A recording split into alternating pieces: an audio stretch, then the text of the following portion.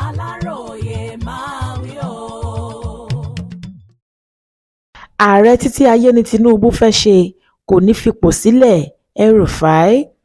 Gómìnà ìpínlẹ̀ Kaduna tẹ́lẹ̀ tó ti di ọ̀kan lára àwọn olórí ẹgbẹ́ òṣèlú aládàpọ̀ báyìí, ìyẹn African Democratic Congress (ADC), Nasir El-Rufai tó ti padà sídìí kí ó máa sọ̀kò ọ̀rọ̀ sí ààrẹ orílẹ̀-èdè yìí, ìyẹn ààrẹ Bọ́lá Ahmed Tinubu tí wọ́n jọ wà papọ̀ nínú ẹgbẹ́ APC tẹ́lẹ̀ kí tírélà tó gba àárín wọn kọjá.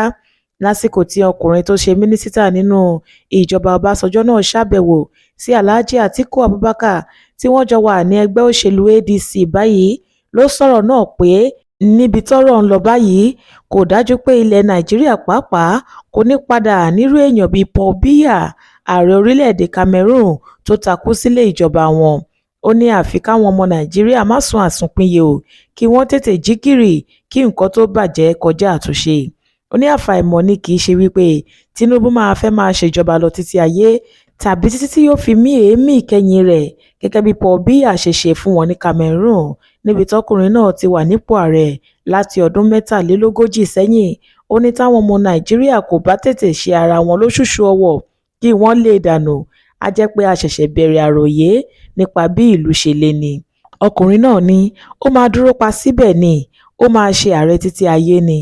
Àwọn àmì yẹn kúkú wà níbẹ̀, bí Paul Biya náà ṣe bẹ̀rẹ̀ rèé o. Àwọn àmì yẹn wà níbẹ̀ fún wa láti rí, nítorí bẹ́ẹ̀ ńkọ́ kò sí nǹkan tá a lè ṣe ju kí a tètè múra sọ́rọ̀ rẹ̀ lọ. Nínú àtẹ̀jáde tó fi síta yìí ló ti gba àwọn ọmọ Nàìjíríà nímọ̀ràn láti má fi ti ẹgbẹ́ òṣèlú, ẹlẹ́yàmẹ̀yà tàbí ọ̀rọ̀ ẹ̀sìn ṣe, ṣùgbọ́n kí wọ́n kóra wọn jọ pọ̀ lójúnà àti lè dáàbò bo ọjọ́ iwájú ìjọba àwarawa lórílẹ̀-èdè yìí. Ó ní gbogbo ìjà àti ariwo tí Tinubu máa ń pa pé òun ń jà fún ìjọba democracy àti ìṣèjọba rere ẹ̀tàn lásán ni. El-Rufai ní ọ̀kánjúwà ní Tinubu nítorí lọ́dọ̀ ààrẹ ni wọ́n kó gbogbo agbára sí, dípò kí wọ́n ya díẹ̀ fún àwọn lẹ́ka ìpínlẹ̀ àti tìjọba ìbílẹ̀. Ní gbogbo àwọn ọdún yẹn tẹ́ ẹ bá gbọ́ tó ń sọ wípé ti ìjọba alágbádá là ń ṣe, irọ́ pátá ni gbogbo ẹ̀. Irọ́ ni pé ó ń jà fún ìjọba tó ń ṣe fáráàlú. Nǹkan tá à ń rí lónìí ni ìjọba tó fẹ́ kó gbogbo agbára sí abẹ́ òrùn kan. Kókó nǹkan tó ń lọ báyìí ni pé aburú ńlá gbáà ni à ń dojúkọ lọ́wọ́ báyìí nínú ìtàn Nàìjíríà. Tá ò bá wá pawọ́pọ̀ kí a fi òpin sí ìjọba yìí ní 2027, Tinubu máa fẹ́ wà níjọba tán yányán ni, ó máa di ààrẹ títí ayé. Nígbà tí El-Rufai ń gba Atiku nímọ̀ràn láti má ṣe káàárẹ̀ ọkàn lórí bí wọn yóò ṣe gba ipò lọ́wọ́ Tinubu, ó ní ìwọ ni aṣíwájú wa, ó ti ja ìjà yìí rí, ó ti bá àwọn ológun jà, ó ti ní ìrírí láyé ìjọba alágbádá. Nígbà tí ìwọ àti Olúṣẹ́gun Ọbásanjọ́ sì ń ṣe àkóso orílẹ̀-èdè yìí, wọn kò sọ ẹnikẹ́ni sẹ́wọ̀n nítorí pé ojú ìwòye òṣèlú míì ni ẹ ní. Mo lérò pé àwọn ọmọ Nàìjíríà ti pinnu lọ́kàn wọn pé ìjọba yìí gbọ́dọ̀ lọ, pé wọ́n gbọ́dọ̀ fìbò lé APC lọ ni. Àwa gan làwọn ọmọ Nàìjíríà wá fojú sí lára, tí wọ́n fi ìrètí wọn sí lára báyìí. A gbọ́dọ̀ pèsè ètò ìdarí àti ìṣọ̀kan tí ìwà Àtíkù máa ń sọ nípa rẹ̀. Ṣùgbọ́n àwọn ẹgbẹ́ APC láti lè ṣe ààrẹ àti láti lẹ́ka ti ìpínlẹ̀ Èkó ti fún El-Rufai lésì ọ̀rọ̀ àwọn ọ̀rọ̀ tó sọ tako Tinubu. Iléeṣẹ́ ààrẹ ní ọ̀rọ̀ rádaràda kan tí kò ṣeé tẹ̀bàtì lọkùnrin yìí ń sọ. Wọ́n láwọn kò sì rí ọkùnrin náà dá lẹ́bi. Nǹkan ti dojúrú fún un débi wípé kò mọ nǹkan tó kàn mọ́ ló ṣe ń sọ kọ́tọkọ̀tàn bẹ́ẹ̀ kiri. Nínú ọ̀rọ̀ tí Báyọ̀ Onanuga ti ṣe agbẹnusọ ààrẹ Tinubu fi síta lórí nǹkan tí El-Rufai sọ, ló ti ní ète burúkú láti polongo ẹgbẹ́ wọn ló bí ọ̀rọ̀ tí kò rẹ́sẹ̀ múlẹ̀ tí El-Rufai sọ yìí. Onanuga ní olóṣèlú tó ń fi ètò ìjọba àwa-ara-wa ṣe ní Tinubu, bẹ́ẹ̀ ló bọ̀wọ̀ fún sáà ètò ìjọba méjì gẹ́gẹ́ bí òfin ṣe là á kalẹ̀.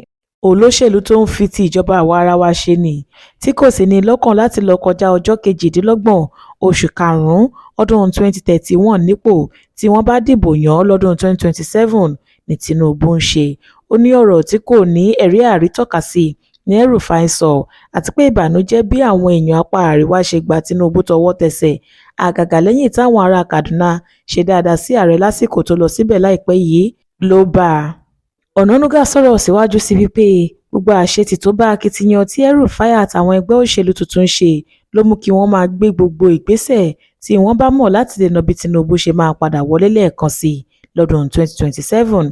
Ó wá ké sí gómìnà Uba Sani tó jẹ́ gómìnà ìpínlẹ̀ Kaduna báyìí láti mú El-Rufai lọ síbi tí wọn yóò ti bá sọ̀rọ̀ ìtùnú tí yóò sì ti rí ìwòsàn gidi gbà nítorí ọkùnrin náà ṣìrànràn ló ṣe ń mú irọ́ láàyè nítorí Tinubu àti ètò ìdìbò ọdún 2027. Ó ní iléeṣẹ́ ààrẹ ń fi àwọn ọmọ Nàìjíríà lọ́kàn balẹ̀ pé àwọn kò ní yẹsẹ̀ lórí ètò ìjọba àwa-arawa táwọn gùn lé, àti pé ní kété tí ààrẹ bá ti parí sáà rẹ̀ ni yóò fipò rẹ̀ sílẹ̀ fẹ́ni tó kàn. Bákan náà ni ẹgbẹ́ òṣèlú APC nípínlẹ̀ Èkó náà ojú kó ọ̀rọ̀ sí gómìnà ìpínlẹ̀ Kaduna tẹ́lẹ̀ ọ̀hún nítorí bó ṣe ní Tinubu fẹ́ tiẹ̀ pa sílẹ̀ ìjọba títí láé ni. Nínú àtẹ̀jáde tí Mọ́gàjí Ṣèyí Ọládẹ̀jọ tí í ṣe agbẹnusọ ẹgbẹ́ òṣèlú APC ẹ̀ka ti ìpínlẹ̀ Èkó fi síta ló ti ní ọ̀rọ̀ ráhùnráhùn ní nǹkan tó jábọ́ lẹ́nu El-Rufai nípa Tinubu. Ó ní ọ̀rọ̀ tó ń tini lójú tó sì ń pààyàn lẹ́rìn ní nǹkan tí El-Rufai sọ kiri nítorí Tinubu lòdì sí kí èèyàn máa tẹ òfin lójúmọ́lẹ̀ tàbí kí adarí kan fẹ́ pẹ́ nípò ju bó ṣe yẹ lọ. Ó ní fún El-Rufai láti máa gbé irú rọ́bẹ̀ kiri àbùkù ló jẹ́ fún gbogbo ọmọ Nàìjíríà pátá tí kì í ṣe ààrẹ nìkan. Ṣùgbọ́n ọkùnrin olùkọ́ kan tó fi Katsina ṣebùgbé, ìyẹn dókítà Sabiu Ibrahim, ní nǹkan tó wà lọ́kàn ọ̀pọ̀ ọmọ Nàìjíríà ni El-Rufai ti sọ yẹn. Ọkùnrin yìí ní fún El-Rufai tó ṣiṣẹ́ takuntakun láti rí i pé Tinubu dépò ààrẹ láti yà kúrò lẹ́yìn rẹ̀ láì tí ì pé ọdún méjì tó dépò, á jẹ́ pé ọkùnrin olóṣèlú ìpínlẹ̀ Kaduna náà rí nǹkan táwọn ọmọ Nàìjíríà kò rí ni. Nítorí bẹ́ẹ̀ náà ló sì ṣe ké sí gbogbo ọmọ Nàìjíríà láti dìde kí wọ́n ṣiṣẹ́ pọ̀ láti lé Tinubu kúrò nípò lọ́dún 2027.